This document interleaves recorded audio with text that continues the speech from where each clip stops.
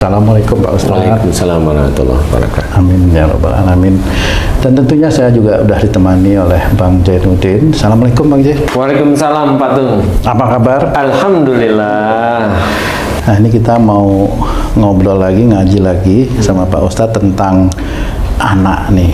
Anak, buah hati ya. Buah hati. Banyak sekali kan yang terjadi, kadang-kadang anak itu kecil sudah dikasih pendidikan, dikasih makan gitu misalnya, besarnya yang utama kasih sayang. Kasih sayang ya. Jadi kan ingin juga bagaimana sih mendidik anak itu supaya anak menjadi anak yang soleh, solehah seperti itu Pak Ustadz. Kemudian sampai dia sudah menikah pun nanti apa namanya rasa sayang sama orang tua itu selalu. Pak Tung tadi bilang udah dididik dengan benar menurut pendapat orang tuanya nih, tapi tetap aja besar sih ngelawan lah, apa itu jadi bingung nih gimana caranya. Gimana nih Pak Ustadz? Tipsnya ini Pak Ustadz secara syariat Islam gitu. Ya, bismillahirrahmanirrahim. Assalamualaikum warahmatullahi wabarakatuh. Waalaikumsalam warahmatullahi wabarakatuh. Amin ya rabbal alamin. Memang di dalam mendidik anak ini tidak bisa instan. Jadi mendidik anak itu sama seperti menguatkan iman kita. Oh, ini iman si orang tua apa si anak juga? Orang tua. Mendidik anak itu tidak bisa instan. Sama seperti kita setiap harinya meningkatkan iman kita. Jadi yang namanya meningkatkan iman itu nggak akan bisa selesai sampai kita itu nanti dipanggil oleh Allah Ta'ala. Dan mendidik anak juga sama. Jadi kalau ada orang tua, kemudian bukan orang tua ya, seorang kemudian dia menikah, kemudian punya anak dan tidak diprogram, ini insya Allah kacau besoknya. Kacau. Ujian itu akan banyak sekali. Tapi bagaimana kita sebagai seorang Islam itu sejak awal itu diprogram. Bagaimana menemukan pasangan itu ya diprogram. Diprogram itu bukan terus hanya dengan mencari, kemudian mata melihat seneng, kemudian maunya nikah, kemudian ingin punya anak, kemudian tidak segampang seperti itu. Makanya kan banyak tuh, apalagi yang artis itu yang menikah sama-sama keren, sama-sama cantik, keren cakepnya, sama-sama terkenal bubar kan gitu ya. Nggak bisa seperti itu walaupun dia seorang Islam, belum bisa. Jadi itu harus diprogram. Nah, cara programnya bagaimana? Bagi seorang Islam memang rata-rata seorang Islam itu programnya rata-rata pada doa. Jadi orang Islam itu rata-rata hampir semuanya itu program pertamanya doa. Boleh enggak itu? Boleh. Boleh. Tetap boleh. Tetapi yang utama itu adalah aplikasi dari doa. Nah kalau keluarga kan suami istri, yang Ustadz bilang yang pertama dari doa. Apakah apa yang diucapkan, apa yang dimohonkan kepada Allah itu harus dirundingkan dulu nih suami istri gitu atau gimana? Jadi gini, mamanya Haji C nih, Haji C ini sama orang tua ini nurut, baik gitu, nggak pernah ngebantah mamanya. Nah, Haji C kan pada saat dulu sebelum punya pasangan kan tetap doa pengen punya istri nih. Iya. Yang diminta istri yang seperti apa nih, kan gitu nih. Iya. Nah, itu kan pasti doa dulu nih. Oh, sebelum menikah nih. Ya, tetapi dalam doa atau dalam keseharian Allah itu tetap melihat doanya itu baik banget, ingin istri yang solehah namanya.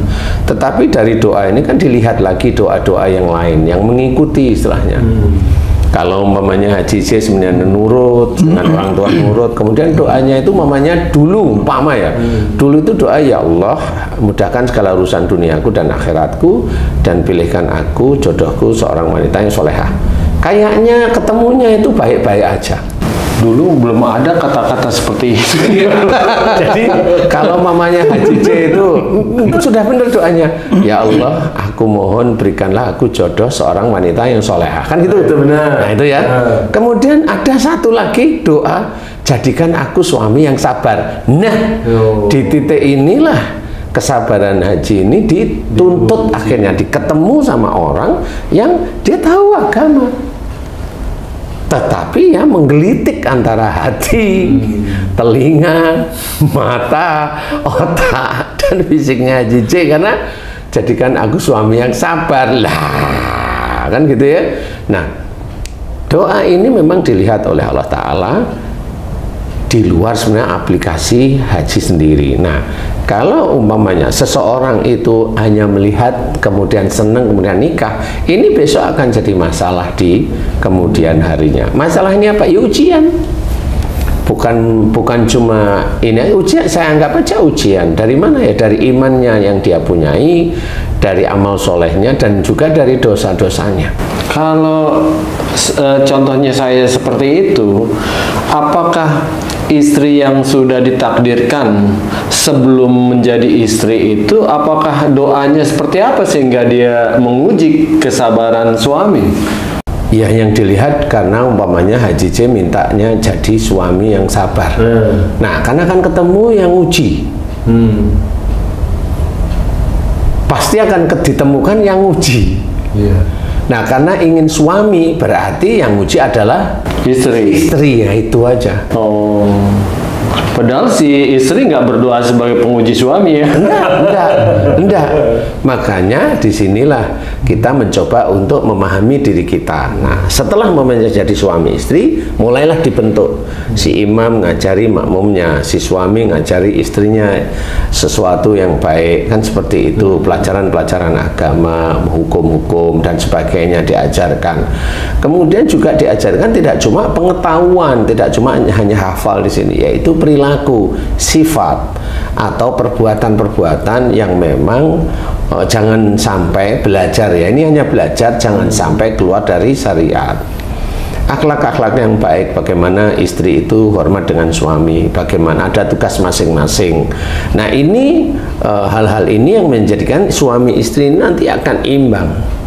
Kalau dua-duanya nanti senantiasa bersujud kepada Allah Ta'ala, di titik ini suami dan istri berdoa agar diizinkan oleh Allah Ta'ala punya anak yang soleh dan solehah. Nah, disinilah mulai dilahirkanlah anak-anak laki-laki, perempuan yang memang dikehendaki. Karena apa? Memang doanya ingin soleh atau solehah, tetapi karena suami dan istri, ayah dan ibunya si anak ini sendiri sudah mulai tertib dia sehari-hari, di sini kondisinya normal si anak. Tinggal menambahkan pelajaran-pelajaran agama, tinggal menambahkan akhlak-akhlak baik yang kita contoh dari Rasulullah. Seperti hal-hal itu, sehingga pada saat tersebut si orang tua kan tetap mendidik anaknya, di luar dia menafkahi anaknya, memberikan pelajaran pada sekolah. Tidak langsung, tidak bahwa ini dititipkan semuanya di sekolahan, kan nggak bisa seperti itu. Nah, di titik inilah orang tua tetap mendidik, karena bisa aja di sekolah yang dititipi tersebut ya tetap masih ada kekurangan, namanya juga makhluk ya. Nah, tetap ada kekurangan, makanya orang tua tetap akan mendidik anak-anaknya. Nah, di dalam mendidik anak-anaknya juga jangan lupa bahwa orang tua itu harus menjadi imam yang baik di hadapan anak-anak.